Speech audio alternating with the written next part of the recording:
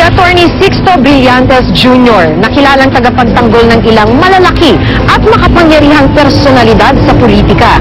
Sa kanyang pagupo bilang bagong COMELEC chairman, paano makakasiguro ang publiko sa kanyang pangako ng isang tapat at malinis na pamamahala?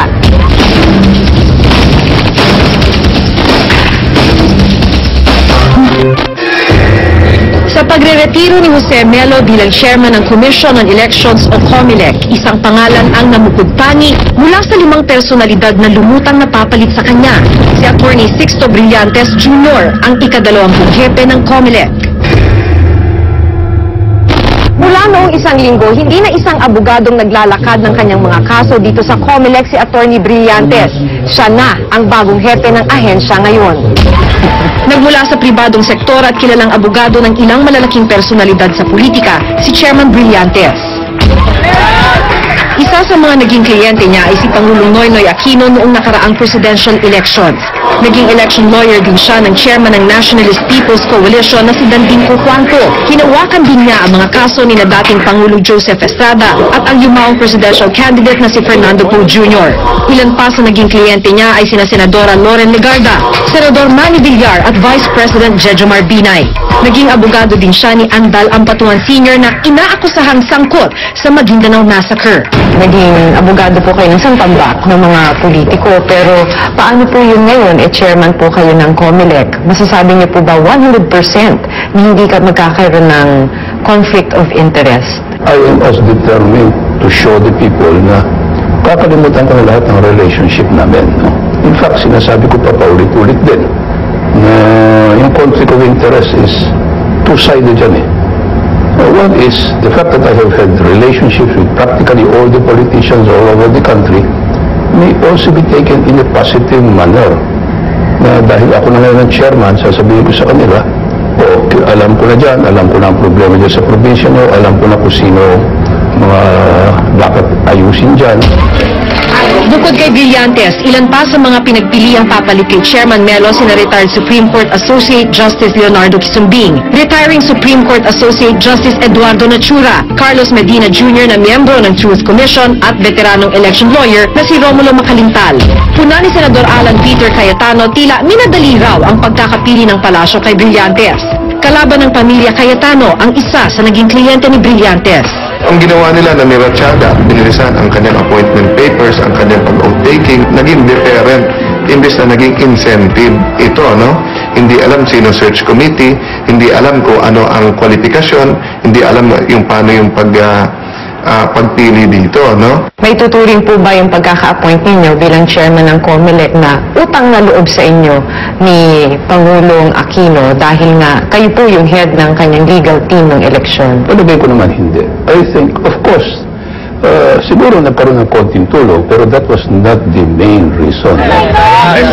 Alam na niya all the time eh. I have been in the Commission on Elections as a practitioner for years back. Plus the fact, of course, nakatulong ng konti. The fact na ako tumulong sa kanya sa eleksyon, so lalo kami naging magkakilala. Nag-usap daw po kayo ni Senador Mar Rojas, Chairman. It was just an acquaintance. The reason for that is because, well, the way he said it, na ikaw naman ay kaibigan ni Jojo, kaibigan ka ni Cheese, kaibigan niya ito, but I really did not have much of a relation with you, even during the campaign. Although I was with the side of Noynoy, no? Sabi niya, so gusto ko rin makilala. Kung ikaw talaga mag-chairman, I wanted also to hear from you. Para makilala rin naman kita. Napag-usapan namin yung 2016. Sabi niya, 2016. Sabi ko, huwag na natin pag-usapan yan, Mr. Senator. Wala na ako dyan by 2016. I will be retiring by February of 2015. Maging ang kredibilidad at karanasan niya para maging pinuno ng ahensyang namamahala ng mga boto kung may question rin. Kasi namin, kung sa qualifications, kung sa competence, siguro kaya naman ni Chairman Brillantes yung pagiging chairman niya, no? Pero naman yun ang problema eh. Ang worry lang namin, yung pagiging election lawyer, he's working from a bit of yung tinatawag na credibility deficit. Wala naman siyang reputasyon na luwalaban siya sa election fraud eh. Wala naman siya reputasyon na clean and honest election ang gusto. Ang reputasyon ni Atty. Brillantes, may problema ka sa COMELEC, may problema ka sa hindi ka maproklama o may problema ka, siya ang puntahan mo dahil magagawan ka niya ng paraan. Chairman, may mga alegasyon na naging fixer din daw po kayo. Ibig sabihin, hindi naman fixer pero iginapang ng ayos para lang maipanalo ang mga kasong hinahawakan ninyo. Yun ang pinakamasakit na allegation, no? Kasi I've always treated my practice here as in a very professional manner. O siguro may nangyayari rito sa Commission on Elections na gano'n, no?